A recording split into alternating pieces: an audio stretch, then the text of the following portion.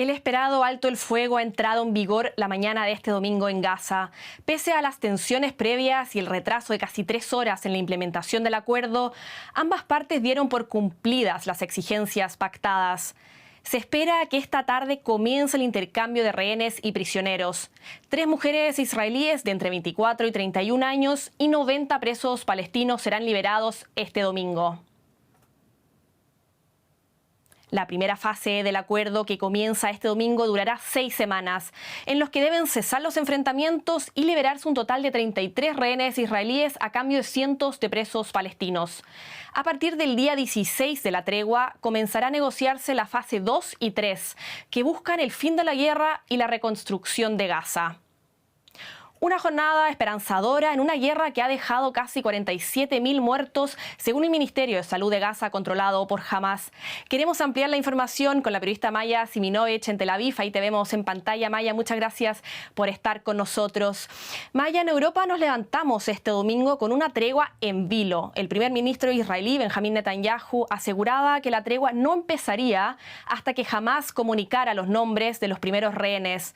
Hamás, por su parte, aseguraba que el retraso se debía a problemas técnicos. ¿Qué pasó? ¿Cómo se vivieron esas horas de tensión ahí en Israel? Hola, Nicole.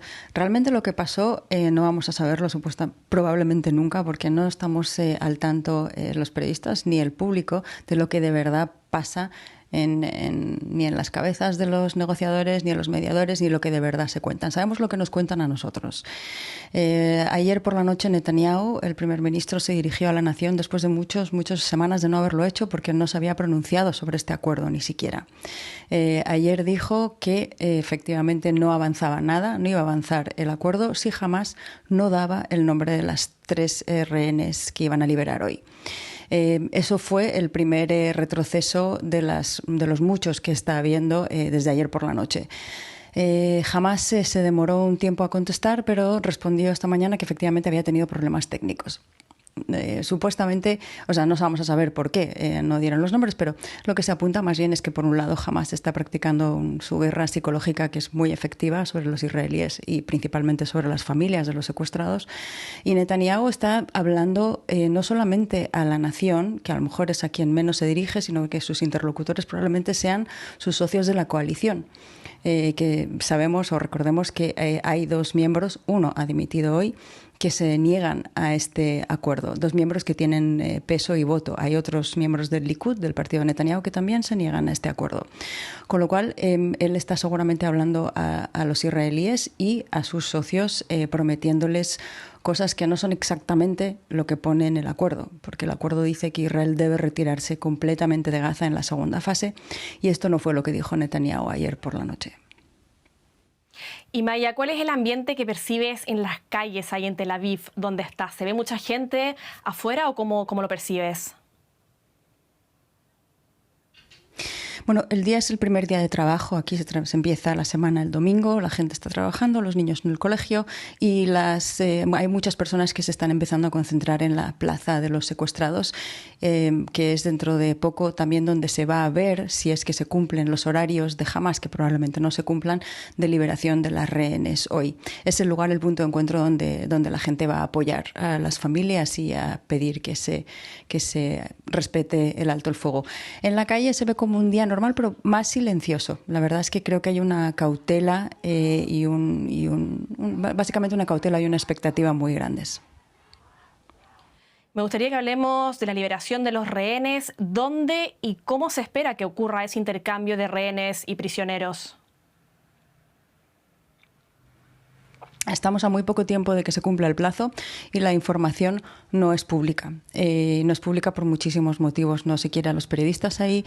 Se sabe que estas chicas vuelven después de más de 400 días en condiciones infrahumanas probablemente, y va a ser diferente a la liberación de los rehenes que estuvieron 50 días en manos de Hamás. Entonces se está tratando de que la prensa no esté allí y también tratar de protegerlas, porque no se sabe realmente en qué estado viene. Por lo tanto, no se sabe por qué paso de Gaza entrarán a Israel. Tampoco se sabe exactamente si van a ser transportadas en vehículos por tierra o por helicópteros. Todavía está todo por ver. En realidad es una cosa que es de minuto a minuto y por eso no hay mucho que pronosticar, sino que simplemente ver cómo salen y hasta que no salgan nadie va a decir nada. Las veíamos recién en imágenes, son 3 mujeres de entre 24 y 31 años. ¿Qué más sabemos de las rehenes que serán liberadas esta tarde? ¿Se ha confirmado que están con vida? Bueno, nos ha dicho que no están con vida y una de las condiciones era que estuvieran con vida. Por lo tanto, ni siquiera se especula con que no lo estén. Si no lo estuvieran, realmente sería una catástrofe de consecuencias que no podemos calcular en estos momentos. Se cree no solamente que están con vida, sino que son de las rehenes que en mejor estado están, probablemente porque los cálculos de Hamás es liberar a quien está en mejor estado. Eso es lo que se dice. Y estas 3 chicas, una fue secuestrada en la fiesta Supernova y las otras 2 de sus kibutzim. Y Maya, me gustaría que hablemos de los presos palestinos que serán liberados esta jornada por Israel. Son más de 90. ¿Se sabe por qué delitos han sido condenados? Sí, todo el listado de los 90 y tantos, tal vez 95 presos que van a ser liberados fue publicado hace un día y medio.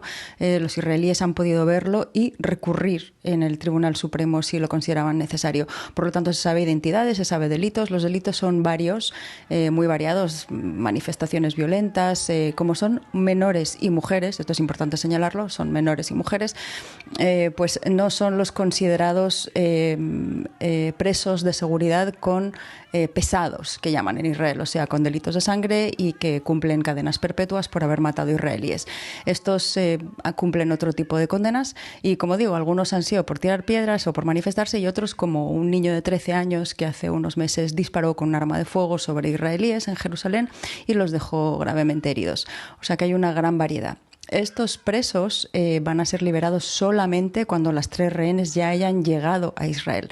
Ya han sido trasladados desde sus diferentes prisiones en todo el país a la prisión de Ofer y está todo listo para que eso suceda en el momento en que lleguen las rehenes y se notifique, el ejército israelí notifique al servicio de prisiones que puede comenzar el traslado.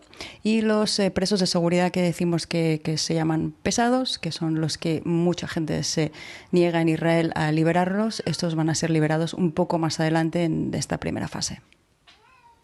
Y Maya, me gustaría que hablemos de lo que está ocurriendo en Gaza, donde comenzó hace un par de horas a regir el alto al fuego. Ya han empezado a entrar los primeros camiones con ayuda humanitaria.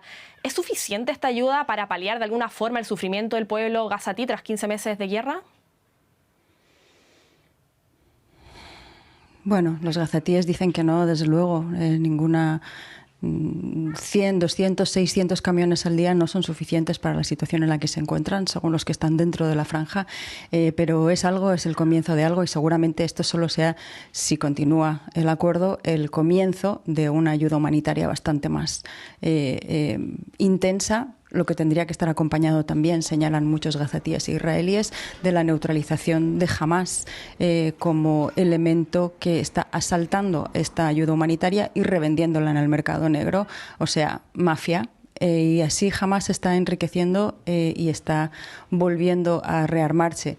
Esto es una de las cosas que también seguramente se van a tratar en algún momento. Pero sí, los gazatíes necesitan mucha más ayuda de la que están recibiendo. Varias personas desplazadas han comenzado este domingo a volver a sus hogares en Gaza, pero claramente 15 meses de guerra han cambiado la geografía de la franja. ¿Con qué escenario, Maya, se encontrarán los desplazados? Bueno, yo, como todos los periodistas que no están dentro de Gaza, no lo sé a ciencia cierta. Veo lo que se ve en las imágenes de satélite, lo que vemos en redes, lo que muestra el ejército israelí, lo que se ve realmente un lugar destruido. Dice la ONU que el 90% de los edificios de Gaza están destruidos. Hay otras estimaciones que son un poco más bajas. En cualquier caso, millones, no son millones, son 2 millones en total los gazatíes, pero cientos de miles de personas se han quedado sin hogar. Por eso se están construyendo con caravanas.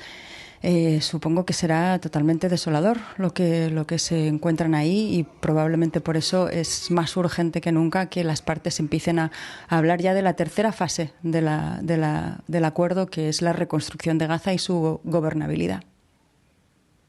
Maya Siminovich con el reporte desde Tel Aviv. Muchísimas gracias en una jornada tan clave como la es hoy, cuando entra en vigor un nuevo cese al fuego, el segundo desde que comenzó la guerra en Gaza. Muchísimas gracias, estaremos hablando estos días. Hasta la próxima. Un alto el fuego que también tiene repercusiones domésticas en Israel. La crisis política se intensifica. El ministro israelí de Seguridad Nacional y líder del partido Poder Judío, el colono de extrema derecha Itamar Ben-Gvir, anunció que ha abandonado oficialmente la coalición de gobierno. La formación ultra de Ben-Gvir calificó en un comunicado de escandaloso el acuerdo con el grupo terrorista Hamas y anunció que los 3 ministros del partido han presentado sus cartas de renuncia. Su salida deja al gobierno de Netanyahu en una situación muy frágil, pero no lo hará caer, ya que todavía goza de una estrecha mayoría en el Parlamento. Un gobierno con graves conflictos internos, un primer ministro que asegura que Israel se reserva el derecho a reanudar la guerra en Gaza con el apoyo de Estados Unidos. Nos preguntamos qué tan frágil es esta tregua. Lo queremos analizar con Luciano Zácara. Te vemos ahí en pantalla, profesor e investigador en el Centro de Estudios del Golfo de la Universidad de Qatar. Muchas gracias, Luciano, por estar una vez más con nosotros.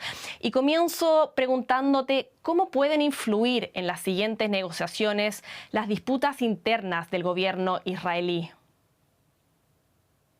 Bueno, de hecho ya han estado influyendo a lo largo de todo este proceso de negociaciones. El hecho de que se haya ido retrasando por parte del lado de Israel también aceptar determinadas condiciones es porque ha habido muchas presiones de estos sectores de ultraderecha dentro del gobierno que han estado en principio en contra del acuerdo.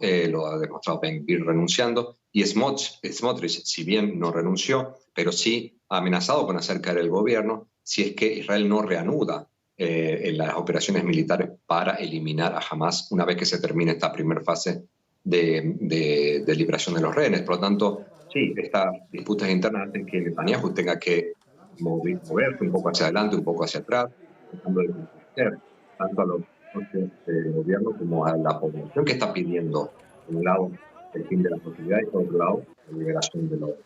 Vamos a ver si esto sigue así, si el gobierno no cae. Lo que en todo caso creo que hay que tener en cuenta es que Netanyahu es una persona que ha estado en el poder por más de 30 años y que sabe muy bien cómo leer la opinión pública israelí, y que incluso es capaz de sacar petróleo de la nada, de construir un gobierno de coalición incluso con minoría dentro del Knesset. Y Luciano, el objetivo de Israel era eliminar a Hamas. Si bien está debilitado, el grupo terrorista continúa estando presente en Gaza. ¿Qué esperas que ocurra una vez que termine la primera fase de la tregua, si es que se cumplen las primeras 6 semanas de alto el fuego en Gaza? Bueno, Biden el otro día decía que el hecho de que no se progresara más allá de la segunda fase no implica que no iban a continuar las negociaciones o las conversaciones entre Hamas e Israel, lo que demuestra que tiene que seguir habiendo alguien de Hamas para seguir hablando con el gobierno de Israel. Lo que se plantea en principio contradictorio con el objetivo de Israel de eliminar de raíz a Hamas y de que no exista ni físicamente ni políticamente algo que se llame Hamas. Por lo tanto, hay que ver cómo se desarrolla esta primera fase y si después se van a reanudar las operaciones militares, con quién se va a seguir negociando para las fases 2 y 3, que serían las que tienen que continuar posteriormente.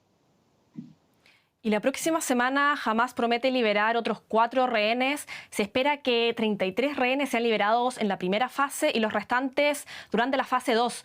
¿Cómo lo ves tú? ¿Es factible pensar que eso realmente ocurra? Recordemos que Netanyahu prometió esta semana traer de vuelta a todos los rehenes retenidos por Hamas en Gaza durante esta tregua. Bueno, va a depender de la voluntad de los dos. Por una parte, Hamas, que si bien se retrasó hoy, ha entregado los nombres. Esperemos que durante el día de hoy se liberen estos 3 y va a haber que ir viendo día a día. En noviembre del 2023 hubo también un intercambio de prisioneros por rehenes, pero después se paralizó y no se pudo seguir más adelante, y inmediatamente Israel reanudó las operaciones militares. Hay que ver cómo se responde a un retraso, si hay otro retraso, si hay otro problema logístico, si hay otro problema con intercambio de nombres, etcétera, etcétera. ¿Cómo va a responder Israel si eso pasa del lado de Hamás? No hay muchas más cosas que negociar, aparte de lo que ya se ha negociado. Ahora depende de que los dos cumplan lo que han prometido. El problema es que, como se ha visto por la conferencia de prensa del ministro de Asuntos Exteriores israelí hoy y las declaraciones de otros miembros del gobierno israelí, es que no todos tienen la misma interpretación de lo que se ha firmado, de la continuidad de las operaciones militares posteriormente, lo cual plantea un poco un tema difícil en las negociaciones con Hamás en la segunda fase. Y en caso de que prospere la segunda y tercera fase de este acuerdo, ¿podría llevar esto a la tan esperada paz duradera?